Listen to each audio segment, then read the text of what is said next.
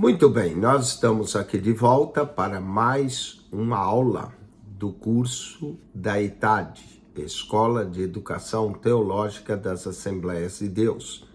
E nós estamos estudando História e Geografia Bíblica, entender a história dos povos que cercam a Bíblia, entender a história da humanidade, nos ajuda a entender melhor a Bíblia. Entender as geografias, os rios, os mares, as montanhas, os vales da Terra Santa, nos ajuda a entender também melhor as Escrituras quando menciona um certo rio, um certo vale, ou uma montanha, ou quando menciona que Jesus saiu da Judeia e foi para a Galileia e era necessário passar por Samaria. Tudo isso, entender a geografia, nos ajuda a entender melhor as Escrituras. Agora, na lição de número 8, nós vamos falar das geografias econômicas, humana e política da Terra Santa. Geografias não só de rios e vales, mas geografia econômica, economia, a humana e a política da Terra Santa. Vamos lá. As riquezas de Israel são proverbiais. Em suas exíguas fronteiras, acha-se uma perfeita síntese dos recursos naturais do planeta, da fértil Galileia, a causticante Negev. A natureza parece brotar de todas as desolações. Israel é uma terra pródiga. E o que dizer da geografia humana de Israel, dos tempos bíblicos? É particularmente interessante, revela-nos como viviam os hebreus, cuja existência era orientada religiosa e civilmente pela lei de Moisés. Em seus usos e costumes demonstram o apego à sua religiosidade, às tradições e raízes históricas. Que outro povo soube conservar com tanto zelo as suas raízes como o povo de Israel? Não obstante as agruras, os exilos, as perseguições, os filhos de Abraão têm preservado sua herança cultural e espiritual. Com muita razão escreveu Lacordaire: o povo judeu tem sido o historiador, o sábio, o poeta da humanidade. Não fosse esse desmedido amor às suas origens, a nação hebraica há muito teria desaparecido da face da terra. Quanto à sua geografia política, passou por inúmeras alterações ao longo da história. É um dos países que mais sofreu mudanças em suas fronteiras. Em seus mais 70 anos como Estado soberano, o Estado de Israel teve seus limites diversas vezes alterados em consequência de guerras e foi obrigado a travar-se com seus vizinhos. Em todas as suas vicissitudes, porém, vislumbramos a mão de Deus, guiando-lhe o destino e preservando-lhe a existência. Dos dias bíblicos aos atuais, Israel é um milagre do Todo-Poderoso. Deus faz questão de preservar essa nação para os seus próprios propósitos. Vamos então ao esboço dessa lição. Nós vamos falar da geografia econômica da Terra Santa. Vamos falar dessa terra que mana leite e mel, conforme a Bíblia descreve. Vamos falar da geografia humana da Terra Santa, parte 1, 2 e 3. E vamos falar da geografia política da Terra Santa e a geografia política de Israel no Reino Unido ao cativeiro babilônico. Vamos também mencionar a geografia política de Israel da restauração até os dias atuais. Então essa lição, ela possui diversos textos, 8 para ser mais preciso. Comecemos então com o texto 1, Geografia Econômica da Terra Santa. Antes de relacionar alguma das formidáveis riquezas do território israelita do Antigo Testamento, vamos continuar termos usando como ciências econômicas. Afinal, a economia acha-se estreitamente relacionada também à geografia. Economia. A palavra economia origina-se de dois vocábulos gregos, oikos, que quer dizer casa, nomos, que quer dizer governo. Portanto, podemos definir a palavra economia como o governo de uma casa, ou mais propriamente como a administração da casa. É o que faz um pai de família ou uma dona de casa ao zelar e administrar os recursos familiares. As implicações da economia na riqueza das nações. As riquezas de um país estão diretamente ligadas à produção dos seus bens úteis, como o aproveitamento da matéria-prima que é extraída da natureza.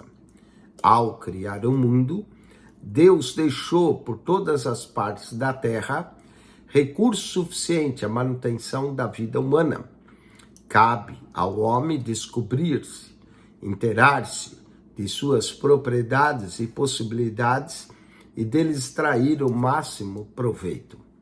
É verdade que nem todos os países receberam as mesmas dádivas, uma vez que o Criador é doador da vida, ou que doa a vida em sua incompreensível e sublime sabedoria, espalhou irregularmente pelo globo.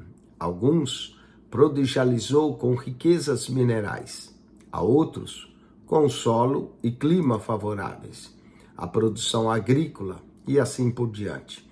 E por que teria distribuído assim as suas bênçãos?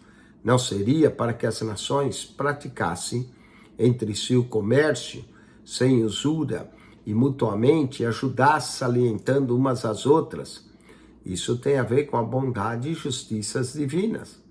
Analisar, extrair, distribuir, industrializar, comercializar os recursos naturais e socorrer as nações menos favorecidas são atividades que constituem a economia de uma nação, segundo o mandato cultural que o Senhor entregou ao ser humano para que dominasse a terra e os animais.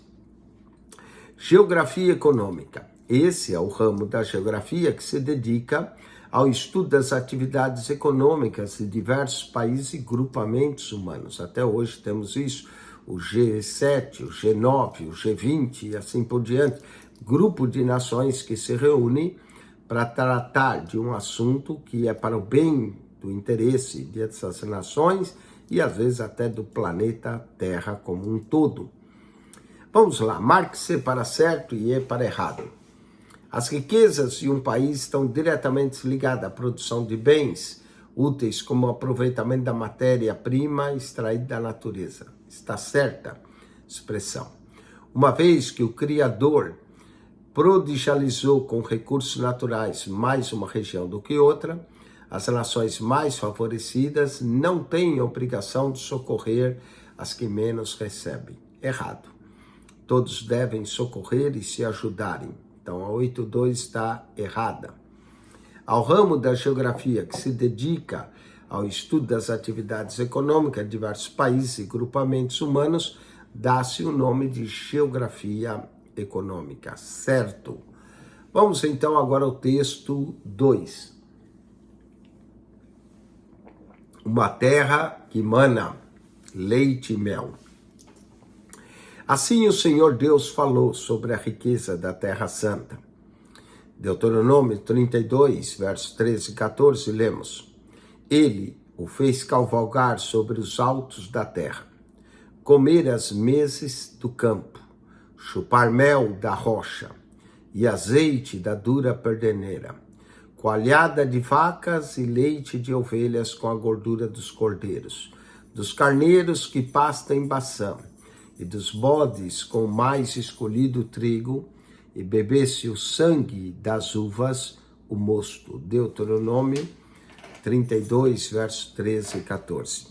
Só nesse verso nós vamos perceber que Israel é rico não só na produção de olivas, como azeite mencionado aqui, mel, na produção de mel através das abelhas, na produção de coalhadas de vacas e leite, menciona a terra de Baçã.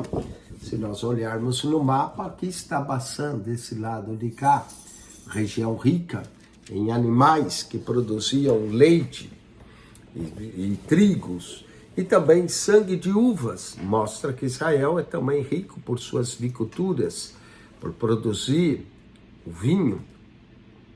Já as bordas da terra prometida, os hebreus enviaram para ali os seus espias, e esses vieram com relatório, dizendo: a terra que nos enviastes verdadeiramente mana leite e mel.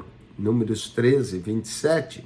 Também trouxeram um cacho de uva que tinha que ser carregado por 2. Realçando assim a veracidade de suas palavras, esses espias, ou podemos dizer agentes secretos, mostraram a Moisés e ao povo um enorme cacho de uvas colhido no vale de Escol. O tamanho e a aparência dos produtos de Canaã levaram os israelitas a uma singular admiração pela terra. Israel era e é uma terra sem igual. As chuvas caem com regularidade, as colheitas abundantes, a flora e a fauna eram exuberantes, os minerais podiam ser achados por toda parte.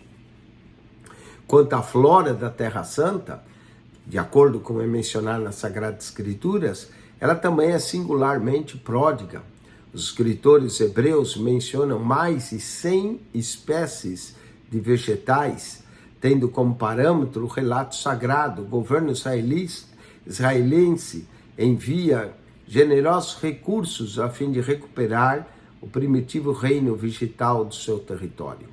Encontramos na terra trigo, oliva, uva, produtos encontrados com mais abundância no período veterotestamentário. Esses alimentos formavam a dieta básica dos israelitas, constituindo-se no trinônimo repetido a miúde da Bíblia: pão, azeite e vinho. O pão do trigo, da oliva o azeite e da uva o vinho. Eis mais algumas iguarias usadas pelos filhos de Israel: cevada, lentilha, mostarda, pepino, cebola, alho, romã, melão e tâmara. Todas essas também encontramos na Bíblia. As plantas silvestres dos tempos bíblicos eram o cedro, a faia, o pinheiro, a acácia, a palmeira, o carvalho, a murta. Das flores, as mais famosas era o lírio do campo, o lírio dos vales chamado, e a rosa de Saron. W.J. Goldsmith fala acerca da flora de Israel. Se a Palestina não é a terra de florestas, é terra de pomares. O abrigo do figo, a cidra, a romã, a amora, a tâmara, está no Baixo Jordão, e são encontrados, mas a oliveira, a parreira, foram sempre as duas principais árvores frutíferas da Palestina. Hoje, entende-se, os laranjais sobre largas áreas e colônias judaicas. O cultivo de cereais era limitado nos planaltos menos elevados, aos vales mais abertos e às planícies. Os melhores trigais são da Filistia, de Esdralon, de Muquineque, que fica a leste de Nabus e do Aurã. A cevada, alimento dos animais e dos camponeses mais pobres, torna-se alimento dos israelitas em geral. Quando perseguidos, eram obrigatórios a abandonar as planícies. Assim, foi como um pão de cevada que o midianita viu um sonho, o israelita rolando a colina abaixo e derribando a sua tenda. Juízes, capítulo 7, verso 13. Através dos intensos programas de irrigação que se realizam no Estado de Israel, o governo de Israel vem reflorescendo todo esse território.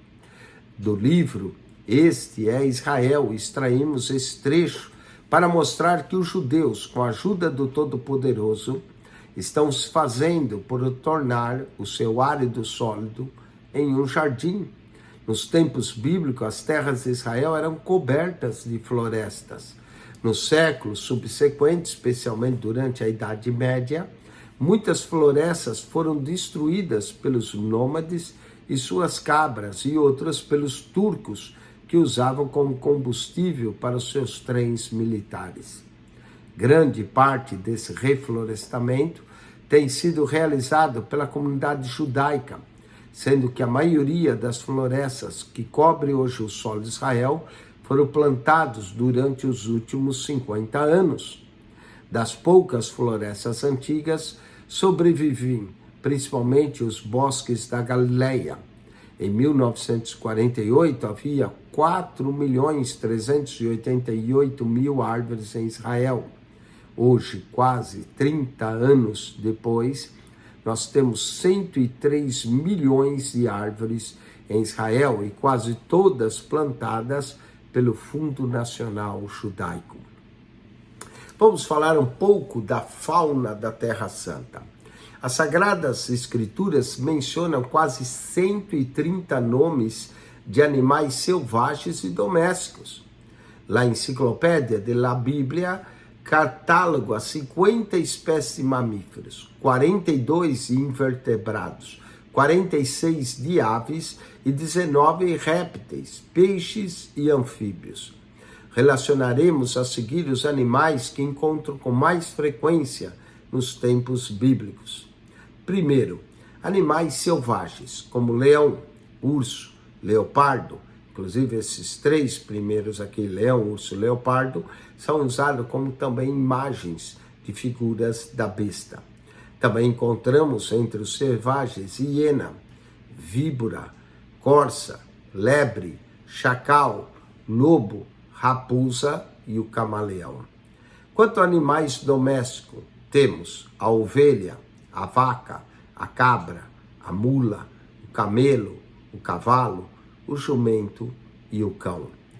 Quanto às aves, nós vamos encontrar a perdiz, a cordoniz, o pombo, a galinha, avestruz, cegonha, rola, corvo, pelicano. Quanto aos insetos, vamos encontrar abelhas, gafanhotos de diversas espécies, formigas, mosquitos e moscas. Quanto aos peixes, vamos encontrar 43 espécies, sendo o mais famoso o peixe que nós já mencionamos, peixe de São Pedro, do Mar da Galileia. Entre os insetos mencionados, os gafanhotos são consumidos até o dia de hoje. A estranha iguaria é bastante apreciada pelos beduínos e pobres. O que aconteceu com a fauna hebreia? Em consequência dos muitos incêndios que foram provocados por exércitos conquistadores, a fauna da Terra Santa sofreu enormes prejuízos. Buscando agora reconstruir a ecologia do seu território, o governo israelense acha-se carregar recursos para recompor o ambiente dos tempos bíblicos. Nesse programa, o governo tem gasto milhões de dólares com o reflorestamento do seu território. Os minerais agora da Terra Santa. Os israelitas, de acordo com a palavra do Senhor, herdariam uma terra cujas pedras seriam ferro e cujos montes achariam cobre. Deuteronômio 8:9. A Terra Santa, de fato, possui gigantes reservas minerais.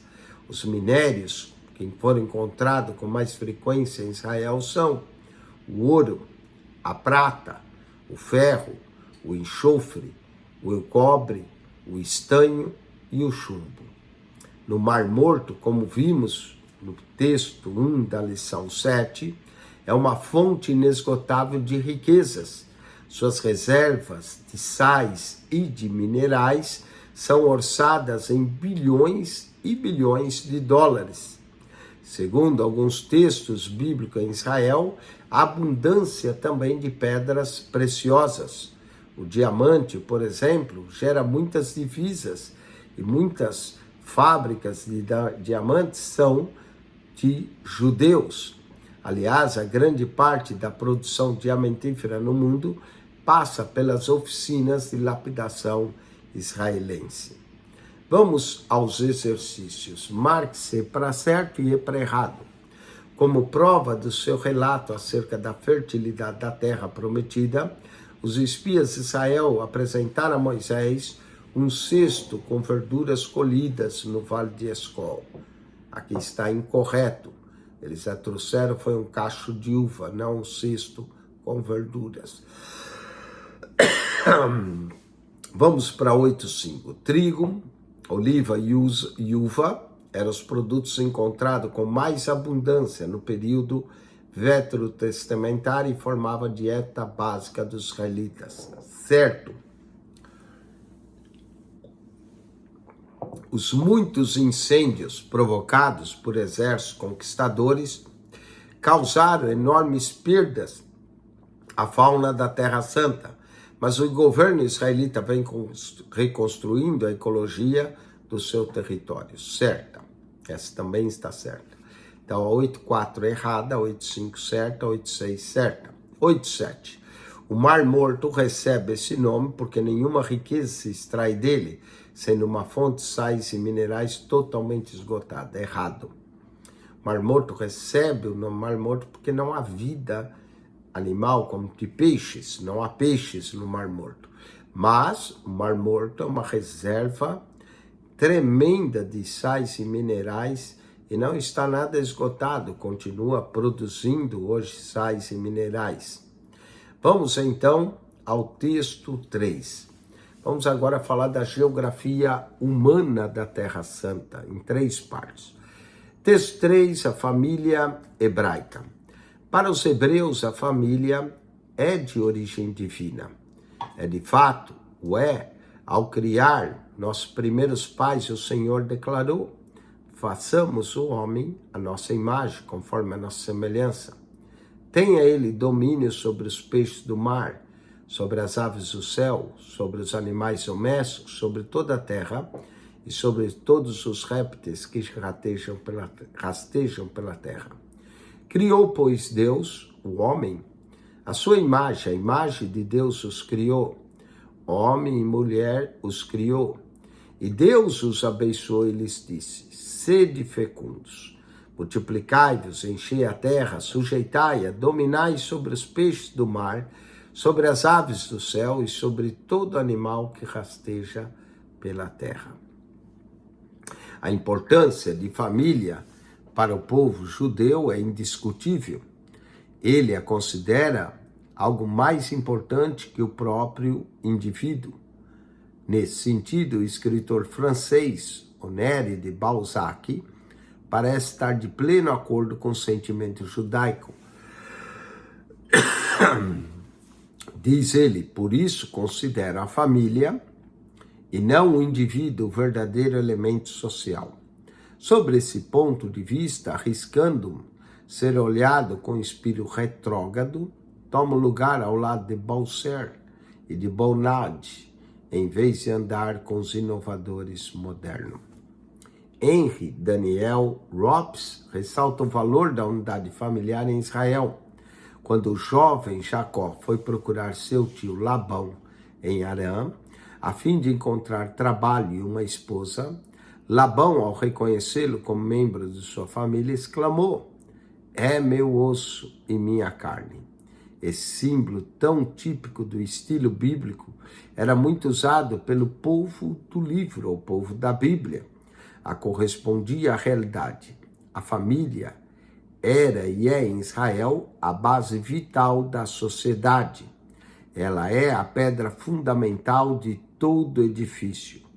Nos primeiros tempos, ela formava até mesmo uma entidade separada do ponto de vista da lei. Uma parte da tribo, na época de Cristo, era talvez mais frágil que nos dias do patriarca, quando o indivíduo não tinha valor alguma em comparação.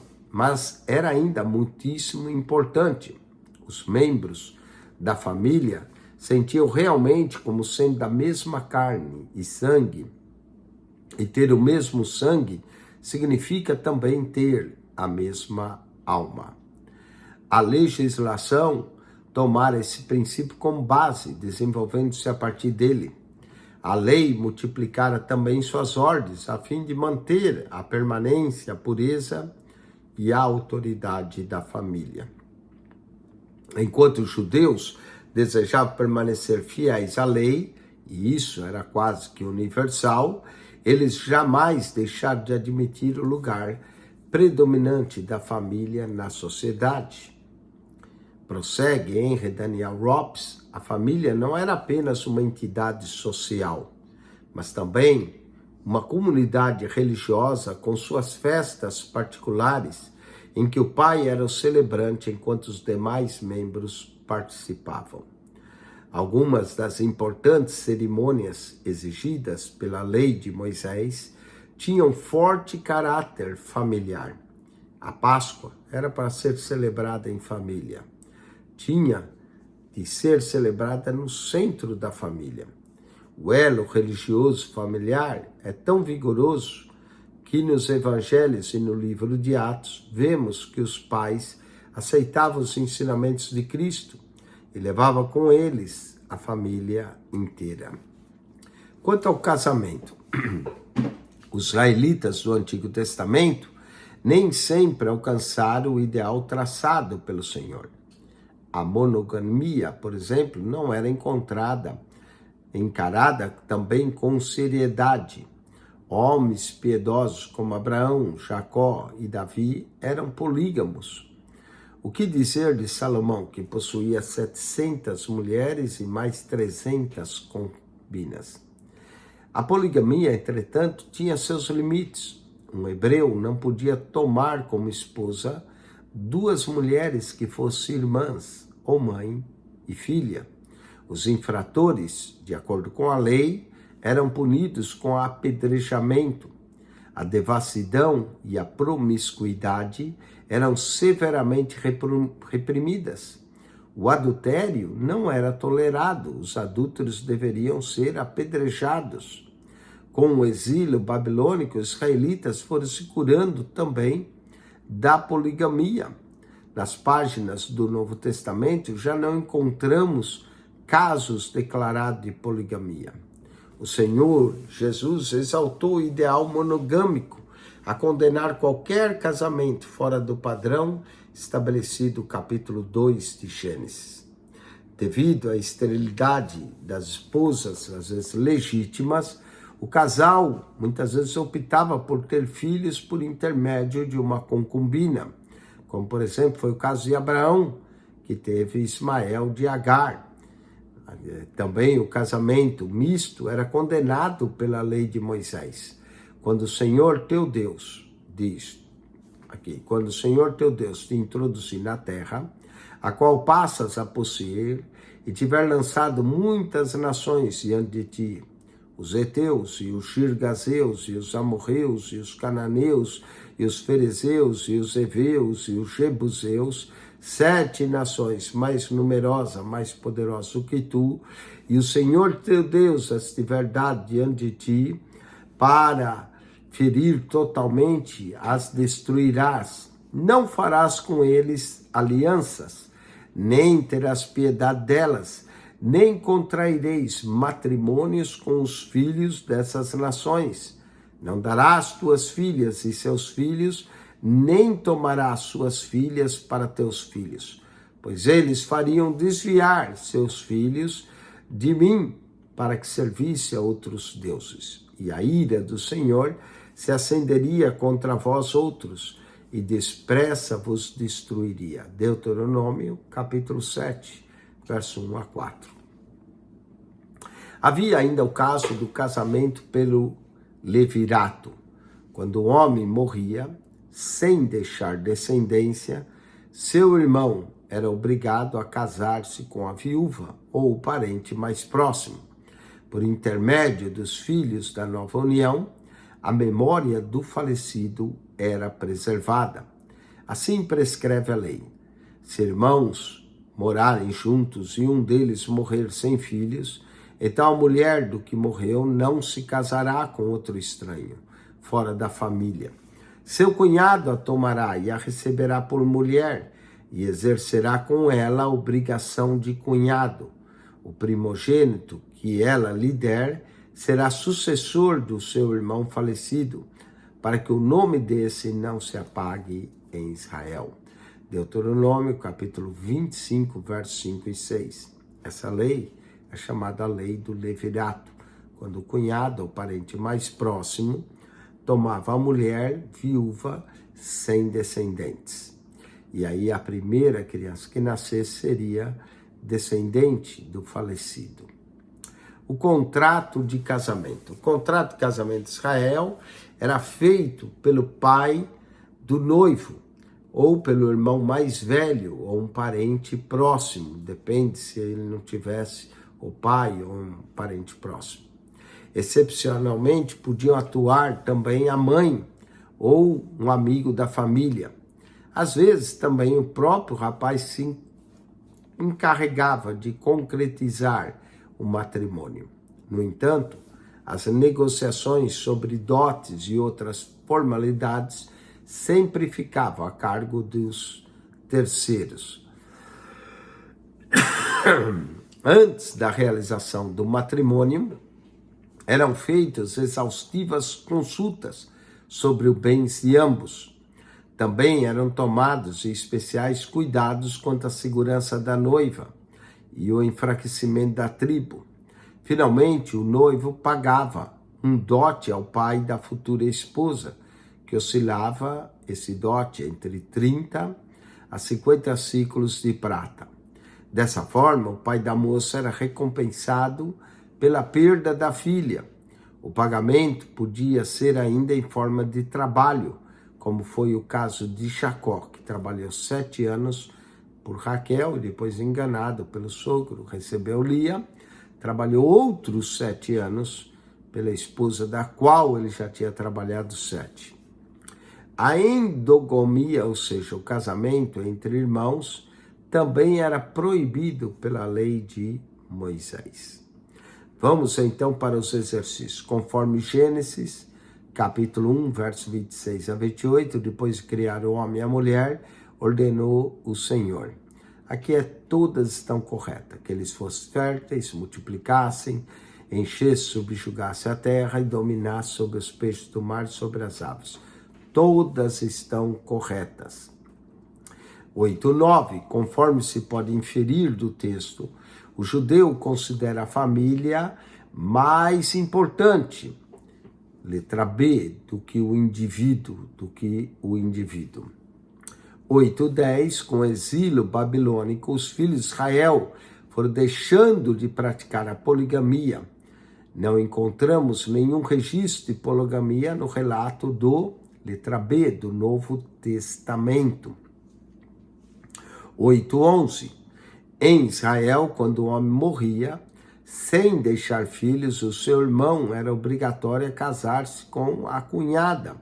Essa prática chama-se, letra D, levirato, a lei do levirato. Vamos para o texto 4, continuando falando da geografia humana da Terra Santa. Vamos falar agora do noivado, já falamos do contrato de casamento. Entre os povos ocidentais, o noivado não tem qualquer consistência. Ele podia ser dissolvido, não pode ser dissolvido entre os povos ocidentais sem maiores traumas. Mas, em Israel, isso não ocorre. E, infelizmente, esse caso de pessoas que ficam noivas e desfazem assim, no mundo ocidental, continua existindo. Declara Leon Eliachar, o noivado é o período de ajustamento ou de desajustamento antes do casamento. Entre os hebreus, contudo, o noivado era um compromisso sério. Uma pessoa que se tornava noiva ou prometida em casamento, somente a morte poderia dissolvê-lo. O noivado começava a partir do momento em que o moço entregava à sua escolhida uma moeda com a inscrição. E a inscrição dizia, seja consagrada a mim. A cerimônia era bastante singela, mas era celebrada na presença de 2 ou mais testemunhas. Com essa solenidade, ambos eram já considerados marido e mulher, mesmo sem ter o relacionamento íntimo. O relacionamento íntimo só podia ser iniciado após as núpcias. No primeiro ano do casamento, os rapazes ficava até desobrigado de ir ao serviço militar. Deuteronômio, capítulo 24, verso 5, fala-nos desse primeiro ano de casado, diz assim: quando algum homem tomar uma mulher nova, não sairá à guerra, nem lhe se porá carga alguma por um ano inteiro. Ficará livre na sua casa e alegrará sua mulher que a tomou. Vamos falar um pouco das núpcias. As festas nupciais eram celebradas, via de regra, durante 7 dias, era uma semana. Não raro, chegava a durar até 2 semanas, variando de acordo com o poder aquisitivo dos noivos. Segundo o Novo Dicionário da Bíblia, as celebrações eram assinaladas por música, brincadeiras, enigmas. Vemos isso no casamento de Sansão. A mesma obra esclarece-nos que alguns interpretavam o livro de Cantares à luz de certo costume que havia entre os aldeões sírios, de chamar o noivo e a noiva de rei e rainha durante as festividades, e depois da cerimônia de casamento, de louvá-los com cânticos. O divórcio. O divórcio foi introduzido na lei mosaica. Jesus disse por causa da dureza do coração e a dureza também de serviço dos varões israelitas. Aproveitando-se da liberalidade dessa legalização, os hebreus rompiam os laços matrimoniais, às vezes por quaisquer motivo. Alguns, por exemplo, repudiavam a esposa por não achá-la mais graciosa ou ter graça nela. O Senhor, no entanto, não aprova tal comportamento. Como a carta de divórcio, concretizava-se o rompimento dos laços conjugais, Deuteronômio 24:3. E se esse último homem aborrecer e lhe fizer escrito de repúdio, lhe der a sua mão e despedir da sua casa, esse último homem que a tomou para si, por mulher, vier a morrer. Se isso acontecesse, então ela ficava livre. Com essa carta de divórcio, a mulher podia, na cultura judaica, contrair novas núpcias. Caso, porém, viesse separar do segundo marido, não podia voltar ao primeiro marido, como está descrito em Deuteronômio 24, verso 4. Então, se seu primeiro marido que a despediu, não poderá torná-la a desposar, pois para que seja sua mulher, depois que foi contaminada, pois abominação perante o Senhor, assim não farás pecar a terra que o Senhor teu Deus te dá por herança. Jesus foi mais além. Ele repudiou energicamente o divórcio e mencionou a não ser que fosse em caso de adultério. Respondeu Jesus: por causa da dureza do vosso coração, é que Moisés vos permitiu repudiar vossa mulher. Entretanto, não foi assim desde o princípio. Eu, porém, vos vi quem repudiar a sua mulher, a não ser por relações sexuais ilícitas, e casar com a outra, comete adultério. E o que casar com a repudiada também comete adultério. Vamos aos filhos. Os filhos, de acordo com a cultura judaica, eram uma herança divina. Assim, os hebreus viam os filhos, principalmente os homens. Salmodiou o rei Salomão: herança do Senhor são os filhos, o fruto do ventre, o seu galardão. Como flechas na mão de um guerreiro, assim os filhos da mocidade. Feliz o homem que enche deles a sua alvaja, não será envergonhado quando pleitear com os inimigos à porta. Salmo 127, versos 3-5. Esse salmo é de Salomão. Em Israel, a esterilidade era considerada um opróbrio. Não poucas mulheres afligiam-se por não terem filhos. Raquel e Ana, por exemplo, rogaram a Deus que lhes concedesse o dom da maternidade. Para as hebreias, não havia privilégio tão grande como o de gerar filhos ou a capacidade de dar filhos ao seu marido. O direito da primogenitura era respeitadíssimo entre os israelitas. O o filho mais velho, cabia a porção dobrada dos bens paternos. Com a morte do pai, o filho mais velho assumia a responsabilidade da casa, as funções também sacerdotais da família. As filhas apenas recebiam herança paterna, se não houvesse nenhum filho varão, mas era sustentada pelos irmãos que se encarregavam inclusive de seu casamento. As israelitas não podiam casar-se com jovens de outra tribo. Permaneciam os casamentos entre as tribos e famílias. Cabia ao pai ainda ensinar os filhos a aprender letras e também uma profissão. A ociosidade ou a preguiça não era tolerada na sociedade hebraica. Vamos lá, relacione a coluna A com a coluna B. Ocasião em que o moço entregava a escolhida uma moeda com a expressão seja consagrada a mim. Essa ocasião é durante o noivado, letra D, noivado. Celebração que se estendia em geral por 7 dias ou mais, conforme as posses da família. Aqui são as núpcias, letra B, núpcias. Prática introduzida pela lei de Moisés, pela facilidade com que os hebreus rompiam os laços matrimoniais. Letra C, carta de divórcio. 8:14 é carta de divórcio. 8:15, considerando o opróbrio, tornou-se a grande aflição de exemplo de Raquel e de Ana, que oraram para poder ter filhos, né? E aqui a letra A, esterilidade. Vamos ao texto 5, continuando na geografia humana. Agora falando da vida social hebraica. A vida social dos hebreus girava em torno de sua religião. Todos os acontecimentos sociais lembram quão presente estava o Todo-Poderoso. Ao contrário de outros povos, não admitiam extravagância nem libertinagem em suas reuniões. A vida social era um apêndice da religião. O lugar da mulher na sociedade hebraica.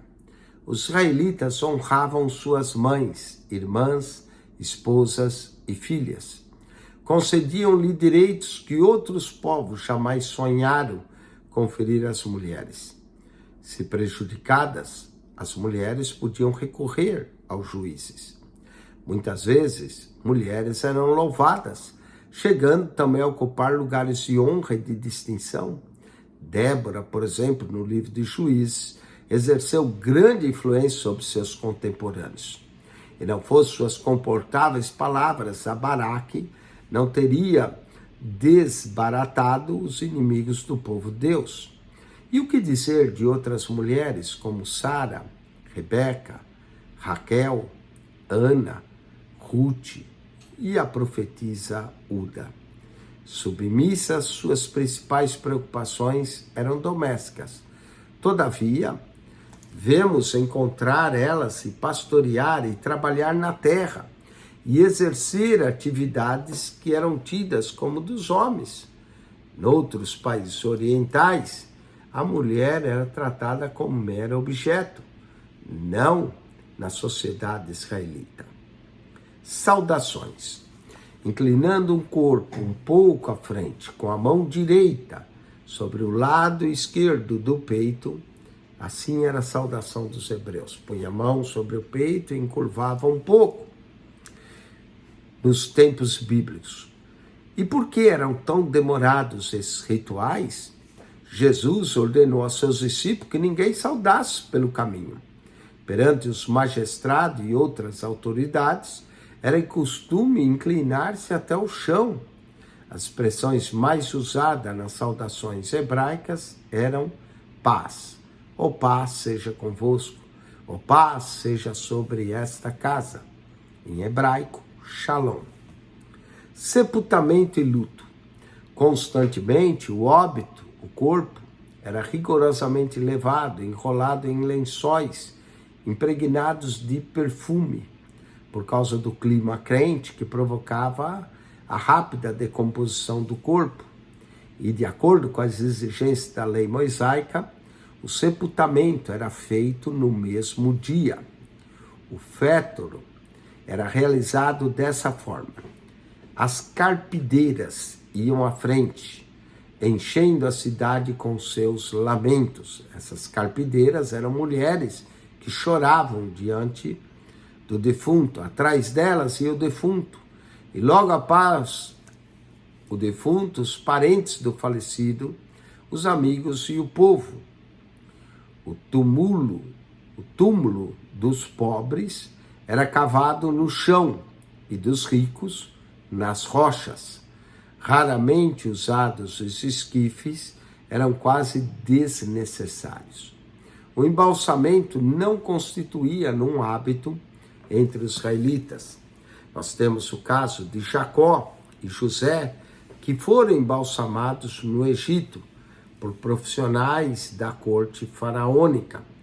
O luto entre os filhos de Israel durava 7 dias, como as festas de núpcias. Quanto à moradia, na antiguidade havia em Israel casas simples e também imponentes habitações. Tudo dependia das posses. Em Samaria, por exemplo, algumas residências eram feitas de marfim, tendas. Em Ur dos Caldeus, Abraão habitava em uma casa confortável, que, segundo estudiosos, possuía até água quente nos canos e bicas. Ao deixar sua cidade, Abraão passou a residir em tendas. Foi a forma mais antiga da moradia do Meio Oriente. As tendas eram feitas de peles de cabra e, com o passar dos séculos, tornaram-se mais sofisticadas. Alguns possuíam dentro de suas tendas várias dependências.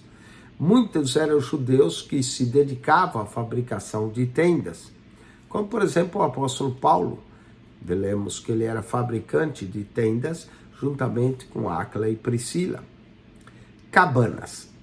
Cabanas eram construídas com estacas e cobertas com folhagens.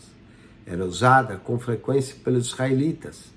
No Monte da Transfiguração, Pedro, vendo a glória de Nosso Senhor, dispôs a construir 3 cabanas ou tendas, uma para Jesus, outra para Moisés e a terceira para Elias. Tabernáculo. Era o templo peregrino dos israelitas que os acompanharam durante seus 40 anos de jornada pelo deserto, desde o Sinai até a terra prometida.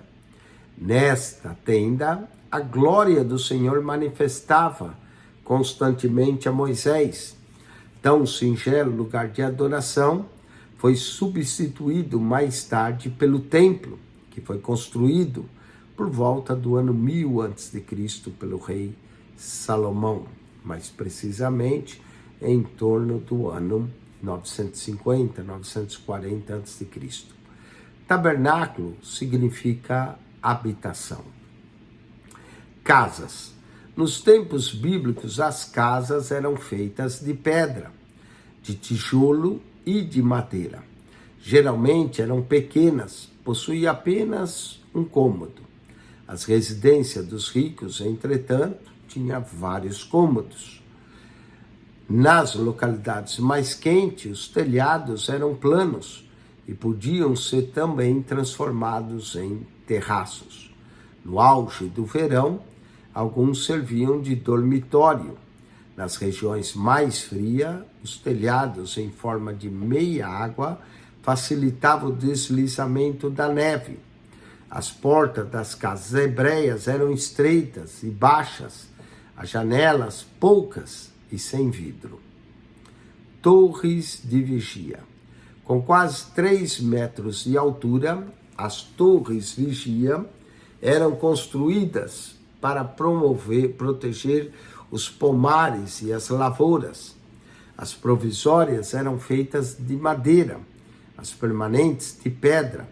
Essas últimas torres de vigia também servia de residência para a pessoa que ficava vigiando. Palácios. construídas com esmero, constituía-se nas residências dos reis.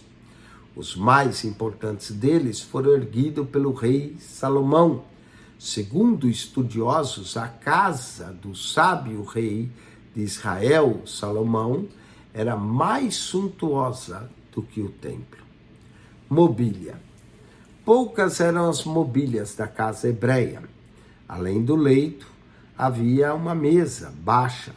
As cadeiras raramente eram usadas, porque os hebreus, à semelhança de outros orientais, sentavam-se no chão, com as pernas cruzadas. Não raro as almofadas serviam como assentos.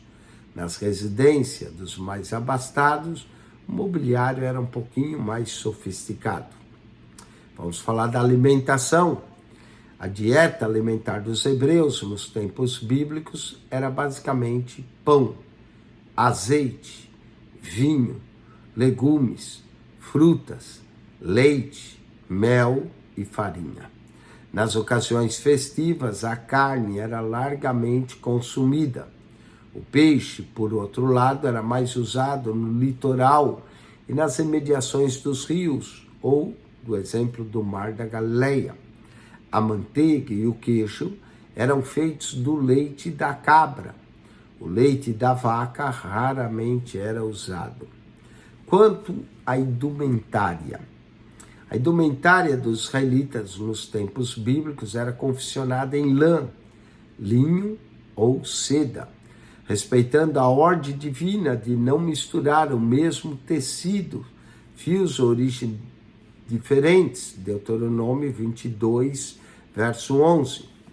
O vestuário masculino. A principal peça do vestuário masculino constituía-se numa túnica, geralmente de linho, parecida com uma camisola sem mangas. A túnica dos ricos, porém, era ostentada com mangas compridas e largas. Os homens usavam ainda uma capa de tecido mais grosso e também um cinto de couro. O bastão e o anel sinete serviam como ornamento. O turbante contemplava o vestuário masculino. O sumo sacerdote e os demais ministros do altar vestiam-se com mais esmero. Suas vestes tipificavam a glória e a santidade divina. Sob dominação romana, os paramentos sacerdotais ficaram sob a custódia do representante imperial e só eram liberadas nas ocasiões solenes. Quanto ao vestuário feminino, as mulheres também usavam túnicas, porém as das mulheres eram mais longas e ornamentadas. Quando apareciam em público, cobriam o rosto com um véu. As hebreias apreciavam pulseiras, anéis, pendentes e diademas. As mais extravagantes pintavam-se. Os profetas, contudo, condenavam tais excessos. De uma maneira geral, as israelitas eram elogiadas por sua modéstia, simplicidade e recato. Dinheiro na Terra Santa. A primeira moeda citada nas Sagradas Escrituras é o darico, proveniente da Pérsia. Era muito usado nos tempos de Esdras e Neemias. Mais tarde, começou a ser cunhada uma moeda inteiramente judaica, conhecida como shekel, ou ciclo. Aliás, no início dos anos 80, o governo israelita adotou a comunidade monetária. Outras moedas mencionadas na Bíblia são a dracma, lembra da parábola da dracma perdida? O stater e o setil. A primeira dracma é grega, a segunda e terceira são romanas. O stater e o setil são moedas romanas. Vamos para a população do Estado de Israel agora no século 21. Dos mais de 6 milhões de habitantes do Estado de Israel, cerca de 80% são judeus. Metade nascida no país e os demais provindos de 70 países em todo o mundo. 17% são árabes. Quase todos os árabes são muçulmanos. E os 3 restantes por cento compõem-se de drusos, circassianos e outras etnias não classificadas. Como nação relativamente jovem, Israel caracteriza pelo engajamento social, religioso, político e ideológico. A engenhosidade econômica e a criatividade cultural dos israelenses fazem de Israel o lar de uma grande e dinâmica nação que está em contínuo desenvolvimento. Expulsos da sua terra por cerca de 2000 anos, os judeus espalharam pelo mundo. Suas perseguições foram intensas na Europa, principalmente na Idade Média, no norte da África e no Oriente Médio. Durante essa longa jornada, fundaram remotas comunidades e centros de cultura. Experimentaram períodos de intensa prosperidade e crescimento, mas também sofreram grandes perseguições, discriminação e, por que não dizer, até massacres. Não obstante, alimentavam a fé de um dia voltar à sua terra para reconstruir o lar nacional. Sua esperança não foi malograda. Em maio de 1948, ressurge o Estado de Israel e foi solenemente proclamado pela Organização das Nações Unidas, ONU. Vamos assinale com X a alternativa correta. Os acontecimentos sociais do povo hebreu sempre se deram em torno de sua resposta correta, religião. Letra C, religião. 8:17. Na sociedade hebraica, as mulheres tinham direitos que outros povos nem sonhavam em conferir às suas mulheres. Os filhos de Israel honravam especialmente, aqui é a resposta correta, as mães. E também as esposas, e as irmãs e as filhas, ou seja, todas estão corretas. 8:17, todas estão corretas. Dentre as mulheres que chegaram a ocupar postos de honra e exercer tarefas tidas como próprias para o homem, porém sem abandonar suas ocupações domésticas, temos Sara, Rebeca, Raquel, Ana, Ruth, Débora e Yuda. Todas as alternativas estão corretas. Uma das formas de habitação dos hebreus eram as tendas, e muitos eram judeus que se dedicavam à sua fabricação, como por exemplo, letra B, Paulo, o apóstolo. Finalmente, 8:20, dentre as moedas mencionadas nas escrituras, encontramos, sendo a primeira de origem grega e as outras duas de origem romana, aqui a resposta A. Dracma, de origem grega, stater e cetil, de origem romana. Com isso, nós concluímos mais um texto. Vamos agora para o texto de número 6, Geografia Política da Terra Santa. Quanto à geografia política, o ramo que estuda a relação entre as nações e as regiões do globo terrestre, compreendendo também o meio físico, humano e econômico, ao longo da história, a geografia política de Israel sofreu inúmeras alterações. Nesse texto, vamos examinar os primeiros habitantes da Terra Santa até o tempo dos juízes e assim por diante. Os primeiros habitantes da Terra Santa, antes de Josué conquistar a terra, habitavam-se diversos povos cananeus, enumerados por Moisés.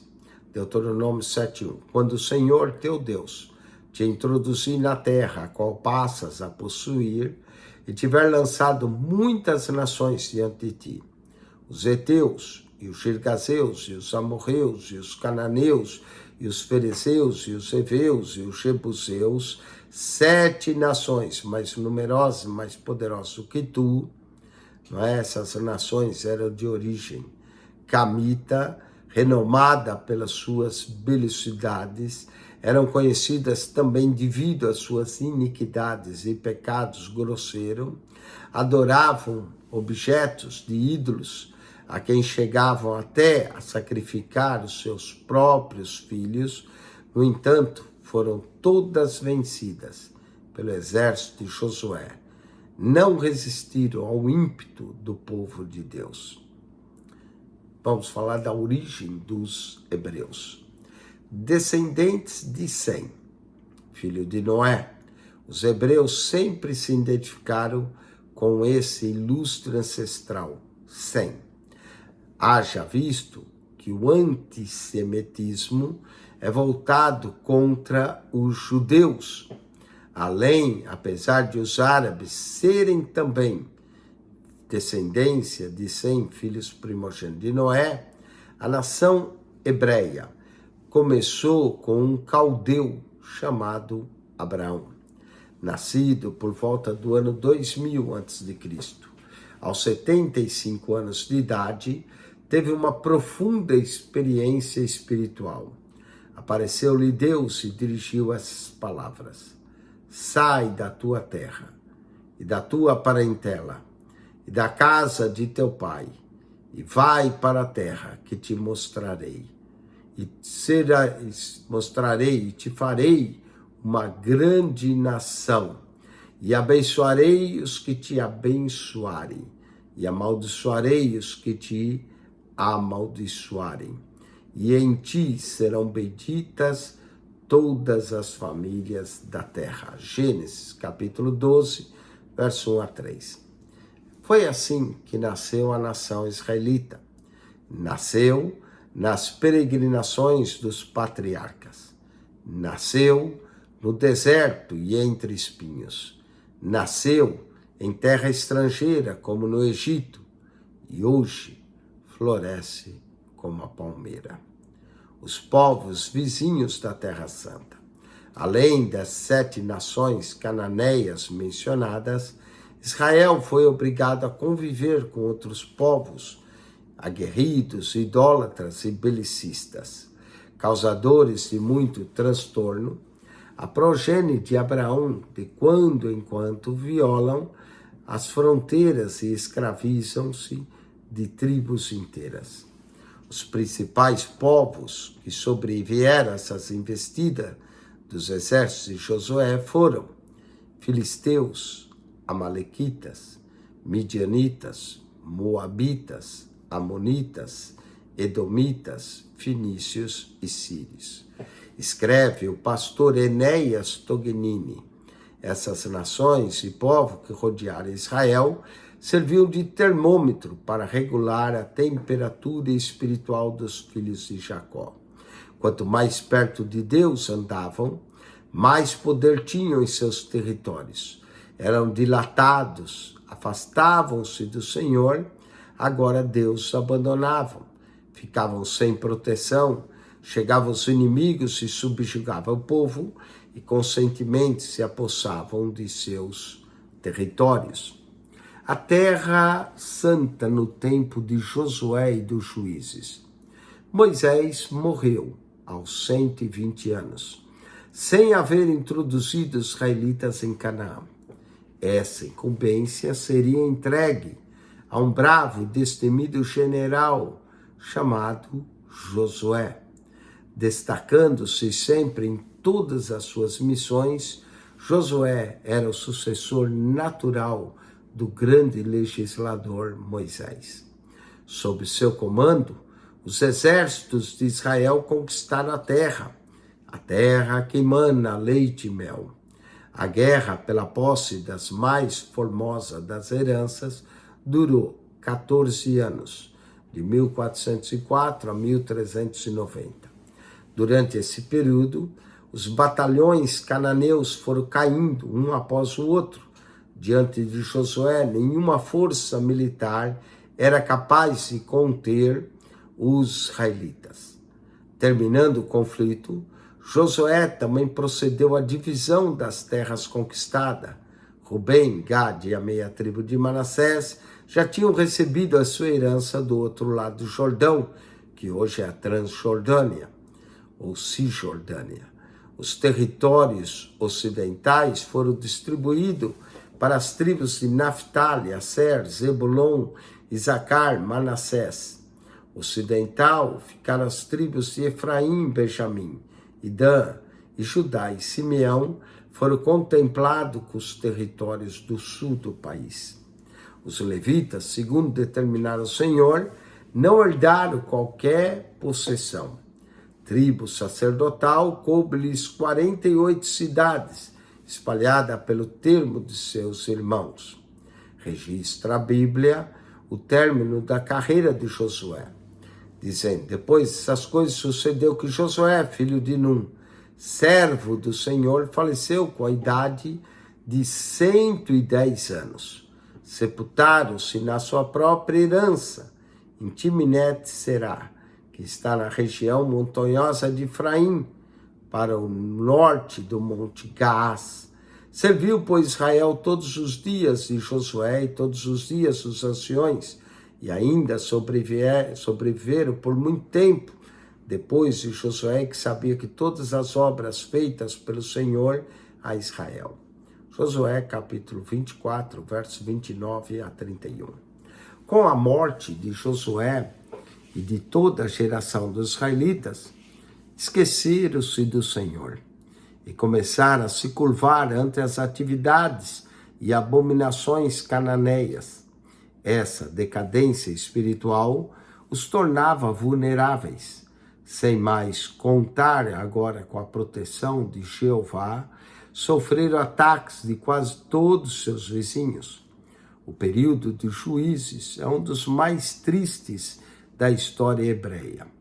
Nos termos de Israel, reinava muitas vezes a grande anarquia. As tribos, por causa de suas diferenças internas, dificilmente se uniam para enfrentar um inimigo comum.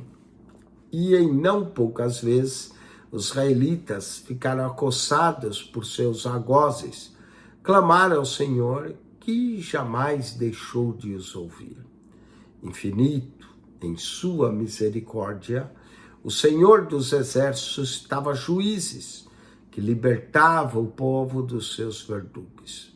Morrendo, porém, esse libertador, o juiz, tornava o povo a voltar para a apostasia, sendo novamente dominado agora por seus adversários ou novos adversários. Esse círculo vicioso durava até a monarquia. No período do juiz, que durou aproximadamente 330 anos, 4 palavras caracterizam a história do povo eleito: pecado, opressão, arrependimento, livramento. Israel teve 13 juízes. O último deles foi Samuel.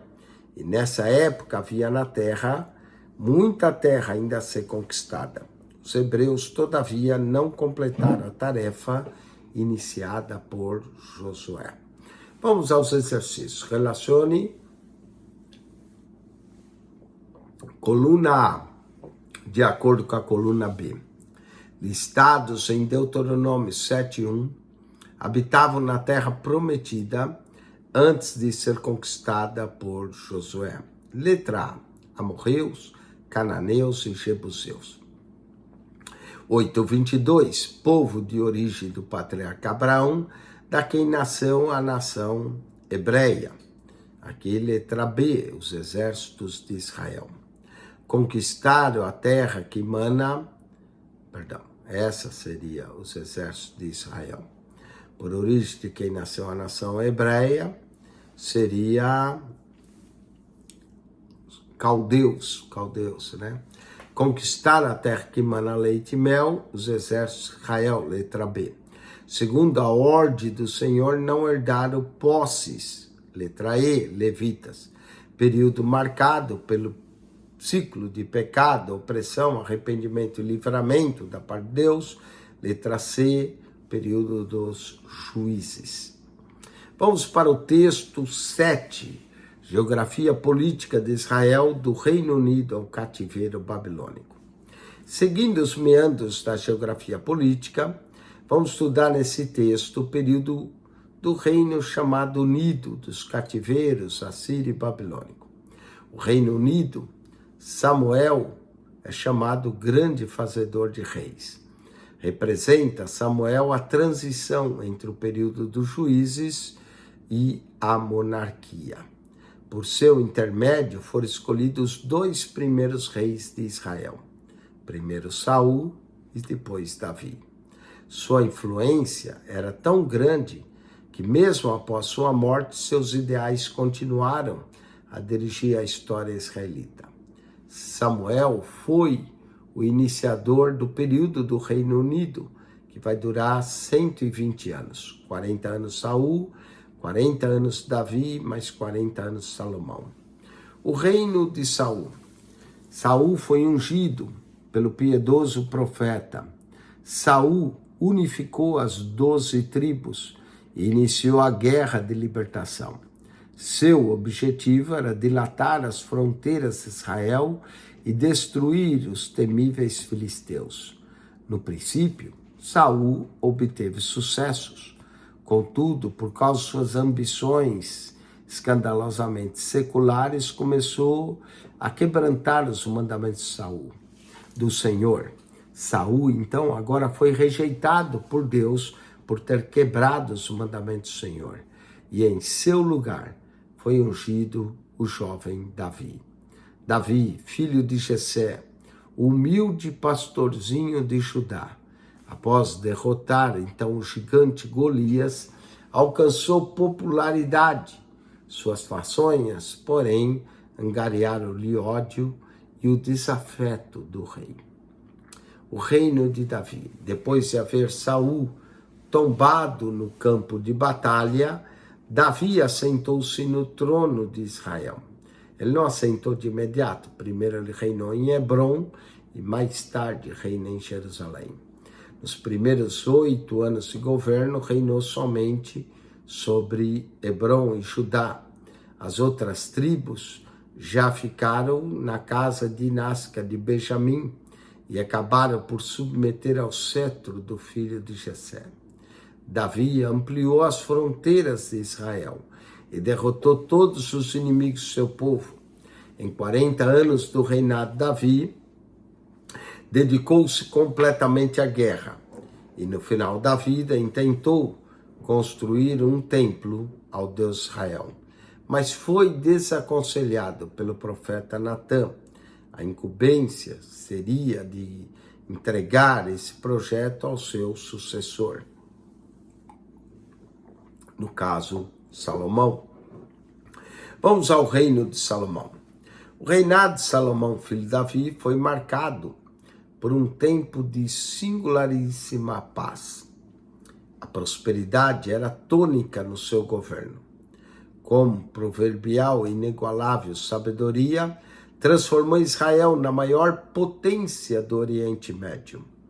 As nações vizinhas submeteram-se ao cetro davídico, mas, em consequência de sua política expansionista e perdulária, o filho Davi empobreceu a nação, principalmente as tribos centronais. Tanto o templo como os palácios particulares do rei exigiam impostos vultuosos de um povo que já estava enfadado com os faustos do rei. E o que dizer também do seu harém, com suas 700 mulheres e 300 concubinas. O final de Salomão foi lamentavelmente triste. Salomão começou bem, mas terminou mal. Não obstante a sua grande sabedoria e inestimável glória, desapareceu entre as brumas de sua idolatria e formidáveis excessos. Olhando na página 220, nós vemos aí um outro mapa, o deserto oriental, o deserto da Síria, e essa região que é chamada região próspera, começando em Ramate, descendo para cá, de Síria, Damasco, Monte Hermon, Dan, Ramote, Gileade, Amon, Siquém, Jericó, Chope, finalmente Jerusalém, Hebron, mais ao sul, Berseba, próximo a Herbon, Moabe, Cades Barneia, a terra de Edom. Vamos então, o clima israelita. Salomão foi sucedido por seu filho Roboão, moço, folgazão, tolo, ouviu o conselho dos jovens e não atendeu às reivindicações do povo. Roboão desprezou o conselho dos assessores do seu pai, oprimindo ainda mais a combalida e já amarga nação hebraia. Numa demente demonstração de força, não baixou os impostos, nem melhorou as condições da vida de seus irmãos do norte. Aproveitando dessa situação caótica, Jeroboão assumiu então a liderança das 10 tribos do norte, e assim, em 931, o reino de Israel se dividia. As tribos de Judá e Benjamim permaneceram fiéis à dinastia davídica. As do norte, porém, encabeçadas por Efraim, formaram então agora um novo reino. As duas facções, a partir de então, ficaram sendo conhecidas como Israel, reino do norte, Judá, reino do sul. Acerca desse cisma israelita, escreve Antônio Neves de Mesquita: o império que Salomão tinha erigido com tanta gáudio estava à beira do abismo. Não só o desprezo de Roboão às aparições do povo constituía motivo relevante para a modificação da política fiscal, mas também as sementes de discórdia interna deveriam ser contornadas. A união entre as tribos foi mais fictícia do que real. Havia, entre o norte e o sul, profundas desinteligências geradas por situação favorável para os sulistas, que gozavam de sua proximidade à capital política e religiosa, como também por motivo puramente geográfico. Os nortistas eram meio internacionalistas. Eles eram mais frios para a religião, menos patriotas e pouco afeicionados ao rei. Em contato direto com os fenícios e sírios e outros povos do norte, sentiram menos a influência centralista. Enquanto ocupava o trono um homem como Salomão, era natural que a união persistisse. Depois seria difícil manter essa união e solidariedade política. Seria preciso que um grande e hábil político subisse ao poder para manter unidos os elementos desintegradores. Esse homem não era Roboão. Com grande precisão, Mesquita fala agora sobre as pretensões dos efraimitas. A tribo de Efraim era a tribo líder do norte, enquanto a líder do sul era a tribo de Judá. Havia uma rivalidades, tanto tribais como geográficas, foram sopitadas enquanto o trono foi ocupado por monarcas da envergadura de Davi e de Salomão. Depois tudo se definiu, as diferenças apareceram. As ambições dessas tribos acrescentaram as circunstâncias geográficas como culturais que determinavam as diferenças entre o povo, e teremos a explicação do panorama conhecido pelos leitores da Bíblia.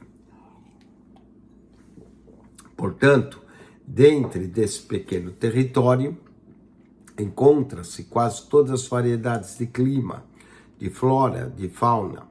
A população variava na proporção dessas diferentes climatérias. A leste do Jordão ficava a terra dos pastores, onde continuam a dominar os beduínos. Nos vales, a oeste do mesmo Jordão, ficavam os agricultores, enquanto na cidade das fronteiras do oeste, junto às grandes estradas, havia um princípio de comércio bem desenvolvido.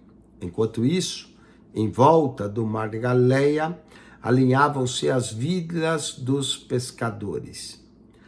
Havia, pois, todos os tipos de civilização, desde o tipo pastoril nomádico, o agricultural, o comercial e até da pesca, pescadores. A população era uma mistura de interesses variados e somente a sua topografia, exposta também a todos os perigos, podia realizar o milagre de sua unidade. Constituindo Israel um regime centralizado e militar, quando acontecia que uma dinastia se tornava fraca, um homem forte e valente acabava tomando o trono. Foi o caso do Reino do Norte. Daí ter sido a história de Israel do Norte, uma história de sangue, de rebeliões, de assassinatos, em que os aventureiros saídos tanto do exército como de outras camadas assaltavam o trono e estabeleciam precárias dinastias. Com tal heterogeneidade, era de se esperar que uma oportunidade espreitasse a ruptura dos laços que unia o norte ao sul. Vamos aos cativos assírio e babilônico. A cisão enfraqueceu assim ambos os reinos, principalmente o reino central. As relações entre Israel e Judá nem sempre foram amistosas. De quando em quando, eles se uniam para combater o inimigo comum. Mas, na maioria das vezes, estavam em guerra entre si. A identidade nacional religiosa entre israelitas e judaítas tornou-se dessa forma cada vez mais fraca. Seguindo a orientação do idólatra inescrupuloso Jeroboão, os moradores do Israel central já não desciam mais a Jerusalém para adorar o único e verdadeiro Deus. O arbitrário, ímpio, soberano, temendo perder os súditos para o filho Davi, fechou as fronteiras em Israel e Judá, a fim de lhe conquistar respeito e fidelidade. Fundiu-lhe 2 bezerros de ouro. A partir de então, ficou conhecido como o rei que fez pecar Israel. Depois de Jeroboão, Israel teve, Reino do Norte, ainda mais 18 reis. Todos trilharam o caminho dos idólatras e da impiedade. Também o culto a Baal foi introduzido pela rainha Jezabel, que era Finis, casou-se com o rei de Israel. O povo corrompeu-se por completo. Não podendo mais suportar tanta apostasia, o Senhor entregou finalmente as tribos dos inumanos e sanguinários assírios. No ano de 722 a.C., as forças de Nínive invadiram Israel e levaram cativa os filhos de Jacó. Iniciou-se assim o cativeiro israelita, que deixara profundas sequelas na alma hebreia. Depois da destruição do reino de Israel, Judá sobreviveu sozinho por ainda mais 135 anos. Na maior parte desse tempo, Judá também se ouviu obrigado a pagar valores tributários. Ora, a Síria, com a cessão da Babilônia, ao reino da Babilônia, e às vezes ao próprio Egito. Em 605 a.C., tropas agora babilônicas invadem Judá. E aí tem o início do cativeiro babilônico, que, segundo o profeta Jeremias, durou 70 anos. O templo também é destruído pelos exércitos de Nabucodonosor em 586 a.C. Em Babilônia, os judeus progrediram, alcançaram elevados postos na administração, iniciada por Nabopolassar. Daniel, por exemplo, torna-se o mais influente conselheiro da realeza caldaica. Terminado o período de 70 anos, parte dos filhos de Israel retornaram à Terra Santa. Centenas e milhares, todavia, resolveram permanecer no exílio, vagando de nação em nação, sofrendo perseguições e preconceitos.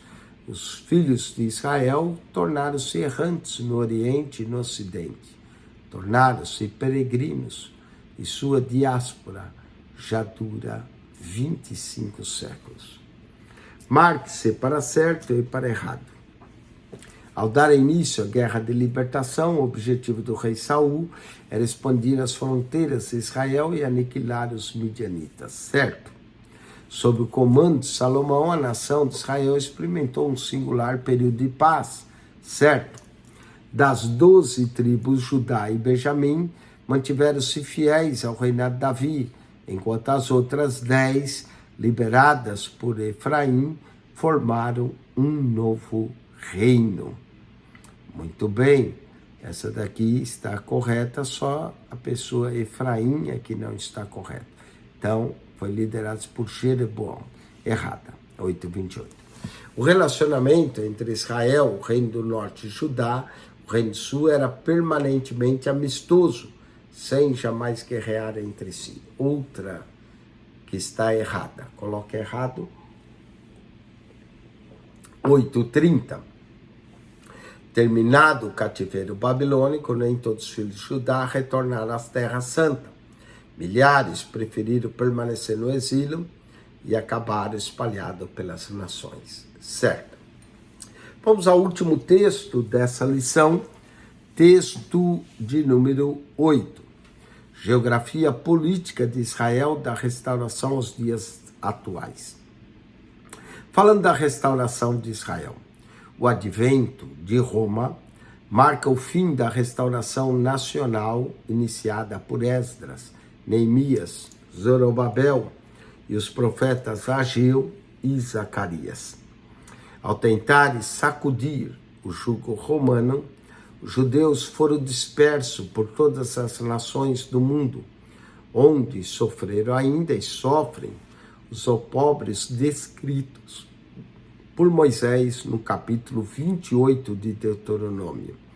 Leia Deuteronômio 28, do verso 49 ao 68. Durante a sua peregrinação, Israel viu-se obrigado a suportar os mais duros reveses.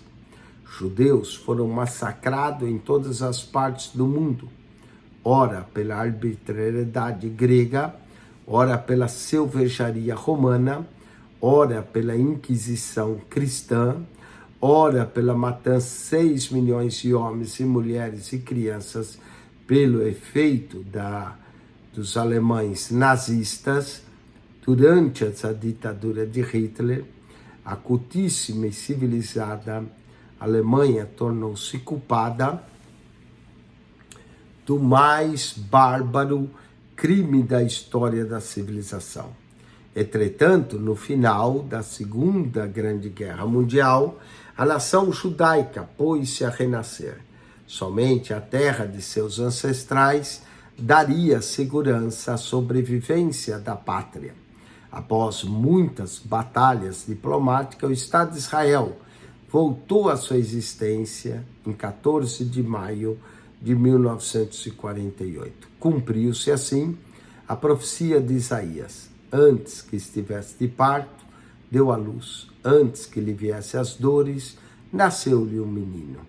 Quem jamais ouviu tal coisa? Quem viu coisa semelhante? Pode acaso nascer uma terra num só dia? Ou nasce uma nação de uma só vez? Pois Sião, antes que lhe viesse as dores, deu à luz seus filhos. Isaías 66, 7 e 8. Desde a proclamação de sua independência, Israel vem enfrentando também diversos conflitos. Em 1948, se tornou nação. Em 56, a Guerra da Independência. A Guerra de Suez, em 1967, que foi chamada a Guerra dos 6 Dias, porque durou apenas 6 dias. Em 1973, a guerra do Yom Kippur. Em 1982, a guerra do Líbano. Desde então, tem se envolvido em conflitos menores com seus vizinhos, porém sem maiores consequências no cenário geopolítico. Todas essas guerras, as forças judaicas têm obtido singularidades vitórias, pois o Senhor dos Exércitos está do seu lado. Cumpre-se a risca o vaticínio de Amós: plantá-lo-eis na sua terra, e dessa terra que lhes dei, jamais serão arrancados, diz o Senhor seu Deus. Amós 9,15. A nação israelense, com seu renascimento e progresso, tem um grande significado para todos nós.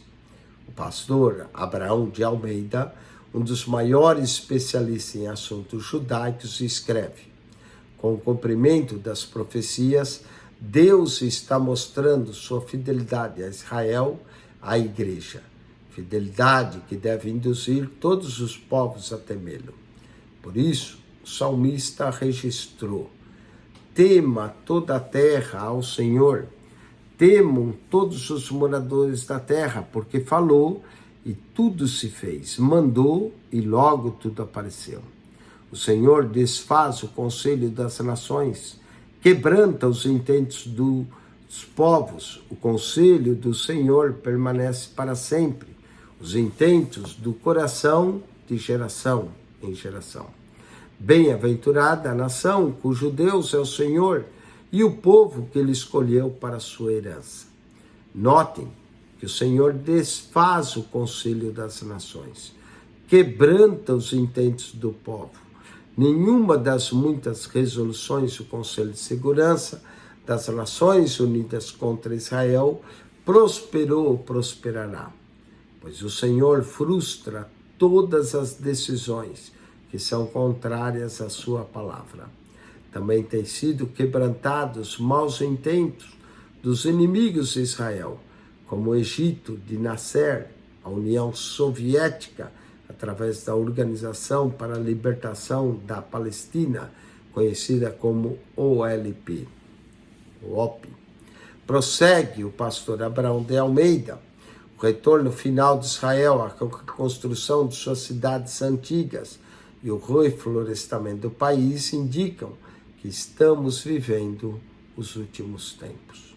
A Bíblia diz que a Palestina seria assolada até o fim, Daniel 9:26, mas que o término do cativeiro, os israelenses reedificariam as cidades assoladas, e nelas habitariam, plantariam vinhas, beberiam seu vinho, e fariam pomares, e lhes comeriam os frutos. Amós, capítulo 9, versículo 14. Portanto, estejamos vigilantes, porque a volta de Cristo concretiza-se dia após dia.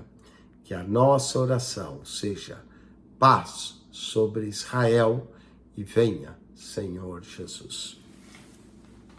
Assinale com X a alternativa correta.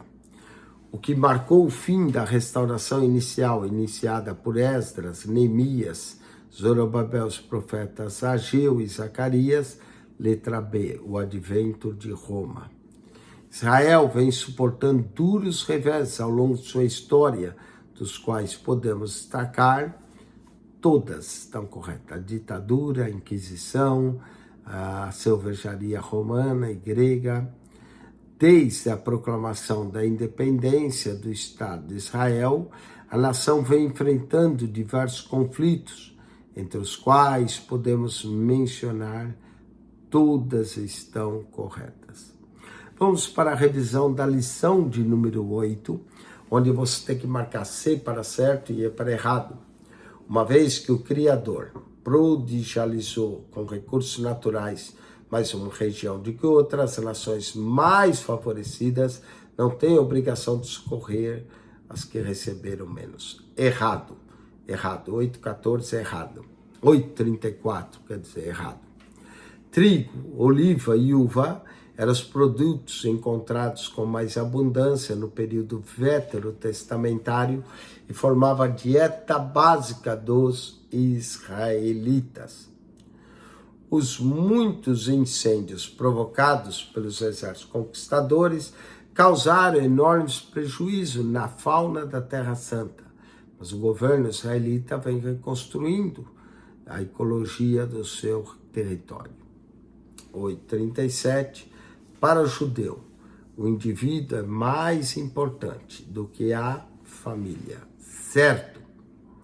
Por ocasião do noivado, o israelita entregava à escolhida uma moeda com a inscrição: seja consagrada a mim, certo? Na sociedade hebraica, as mulheres tinham direitos que outros povos nem soavam conferir às suas mulheres, certo? Dentre as moedas nas escrituras, mas a dracma ou estéterocetil, tá certo, correto, essa daqui também. 8:41, o período do Reino Unido de Israel foi marcado pelo ciclo de pecado, opressão, arrependimento, livramento da parte de Deus, certo?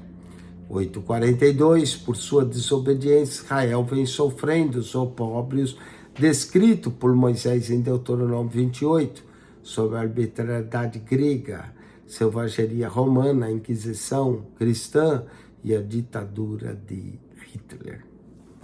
Ao final da Segunda Guerra Mundial, a nação judaica começou a renascer. Em 14 de maio de 48, após muitas batalhas diplomáticas, surge o Estado de Israel e passou a existir oficialmente, cumprindo assim a profecia de Isaías 66, versos 7 e 8. E com isso, nós terminamos a lição 8. Lição 7 e 8. 7, falamos de mares, rios. 8, falamos da geografia política, humana, social de Israel. Vamos agora ao teste da lição de geografia bíblica, história e geografia bíblica. E no teste dessa lição, nós vamos responder algumas perguntas e estudar mais tudo aquilo que temos visto aqui. O teste da lição, o link do teste será colocado no espaço do aluno na ETAD, no link do WhatsApp do aluno da ETAD. Vamos então aqui puxar esse link desse teste que nós estamos vendo agora e temos que sair aqui e fazer de novo para puxar o link do teste. Só um minuto e em breve o aluno terá então o link do teste da ETAD, Escola de Educação Teológica.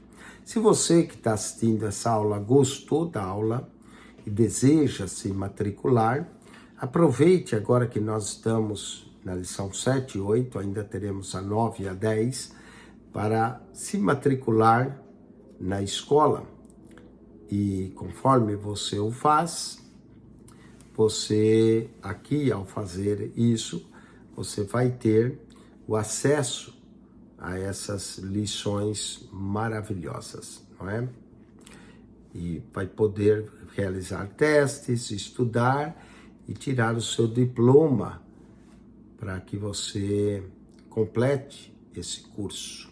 Amém? Vamos aqui então, escolha a sua igreja, todos os direitos reservados. Parece que nós estamos tendo um pequeno problema técnico aqui no site, talvez devido ao horário, alguma manutenção que estão fazendo no site aqui da ETAD. Deixa eu só puxar aqui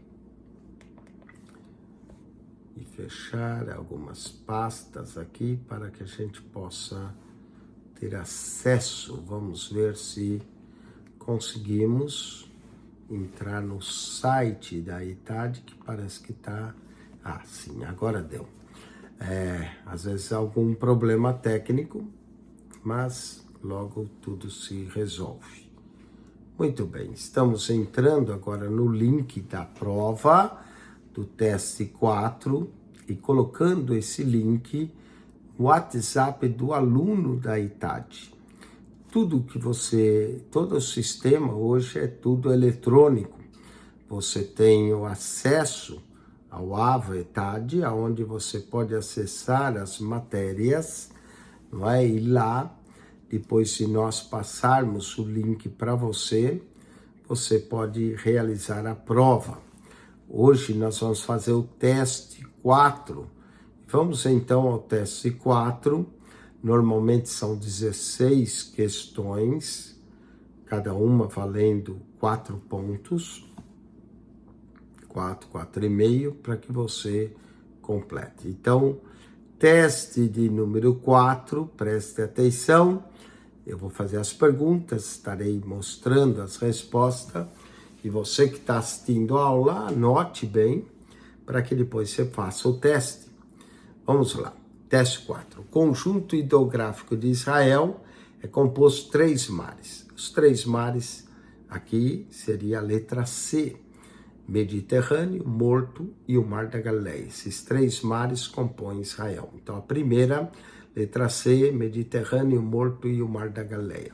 Segunda pergunta, é chamado pelos escritores bíblicos de Mar Salgado, pelo grau alto de salinidade. Trata-se da letra A, Mar Morto. Mar Morto é a resposta certa da 2. Letra A. Terceira pergunta. Por causa de sua magnitude e também das tempestades que acontecem, os judeus referem-se a ele como Mar da Galileia. Letra A, terceira é letra A, Mar da Galileia. Agora, da quarta em diante é para pôr certo ou errado. Então, olha lá, vamos lá. O Mar Vermelho tem estreita relação com a história israelita, mas não pertence a Israel, certo? O drama do naufrágio de Paulo a caminho de Roma ocorreu no Mar Adriático. Novamente certo. Então a 4 está certo, a quinta está certa. Sexta, amplamente mencionada na Escritura, o Mar Negro consta de todos os mapas bíblicos devido à sua proximidade com as terras que foram palco da história sagrada. Essa expressão está errada. O Mar Negro não é mencionado na Bíblia, mas a segunda parte, que consta em todos os mares bíblicos, está certo. Então, por dizer que é mencionado nas Escrituras, está errada, a sexta errada. Sétima, a bacia do Mediterrâneo é formada pelos rios Belos, Quizon, Caná, Gaás, Sorek e Bessor. Certo, a sétima está certa. A oitava, a importância histórica do rio Jordão deve-se à magnitude de sua extensão. Errado. O Jordão não é um rio tão extenso, não tem nada a ver, errado. Nono, o rio Cedron separa o Monte das Oliveiras do Moriá e é o rio pelo qual passou o rei Davi quando fugia de seu filho, conforme 2 Samuel 15:23. Está certo, por o rio Cedron, o Vale de Cedron, passou Jesus também. Letra 9, letra A, certo. No tocante ao clima de Israel, localiza-se na faixa subtropical, razão da variedade do seu clima. Certo, a 10ª está certa. 11ª, por geografia econômica, entende-se o ramo da geografia dedicado ao estudo das atividades econômicas dos agrupamentos humanos e, portanto, dos países. Certo. 12ª, a Bíblia apresenta a flora da Terra Santa, em especial seu cultivo trigo, oliva e uva, a base da dieta israelita, composta pelos derivados desses, o pão, o azeite e o vinho. Certo. 13ª, entre os minérios mais encontrados no território de Israel, figura o ferro, o enxofre, o cobre, o estanho, o chumbo, e não se acha nem ouro e nem prata. Todos esses minérios se acham, mas o ouro e a prata também. Então, essa expressão está errada. 13ª, errado. 14ª.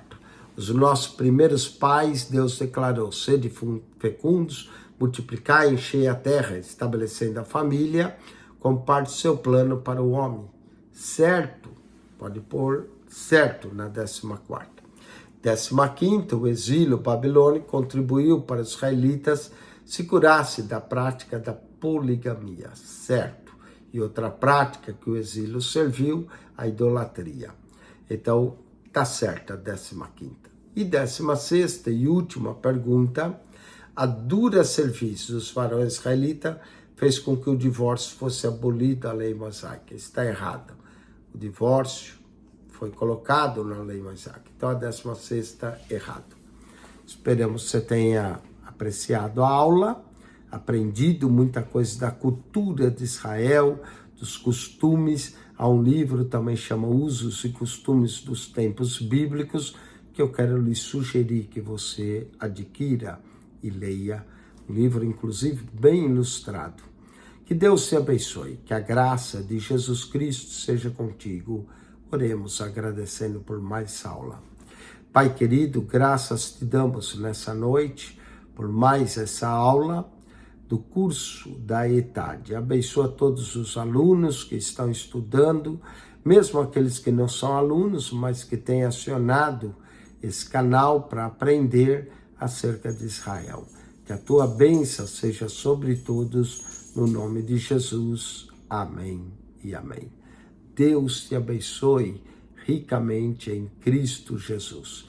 Quem esteve transmitindo essa aula, pastor Eugênio Piacentini. Amém.